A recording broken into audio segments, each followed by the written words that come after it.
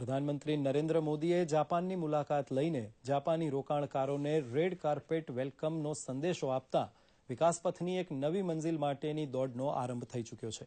બંને દેશો વચ્ચે સ્થપાયેલા સંબંધ સેતુના પગલે ગુજરાતની ભૂમિ પર જ એક મિની જાપાન સાકાર થાય તે દિવસો દૂર નથી. પ્રસ્તુત છે એક અહેવાલ.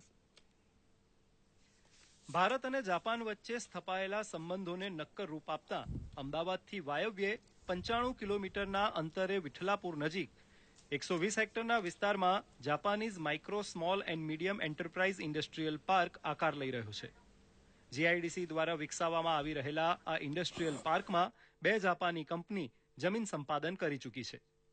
હાલ 211 કરોડનું રોકાણ થઈ ચૂક્યું છે અને ગુજરાત સરકાર દ્વારા માળખાકીય સુવિધા આપવાની તૈયારીઓ વેગથી ચાલી રહી છે.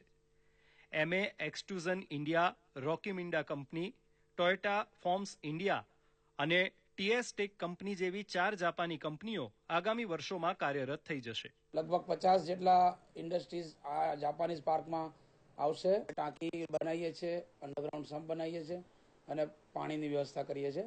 એટલે રોડના કામ અત્યારે ચાલુ છે અને 2 ઇન્ડસ્ટ્રી આવેલી છે.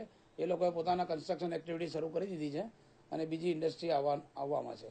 પાર્કમાં ઉદ્યોગો ધમધમતા થતા આગામી 5 વર્ષમાં જ વિઠલાપુર નજીક મિની જાપાન ઊભું થઈ જશે તેવા સંકેતો મળી રહ્યા છે. આસપાસના ગામના રહીશો ગામના વિકાસ અને રોજગારી પ્રતિ આશાવાન છે.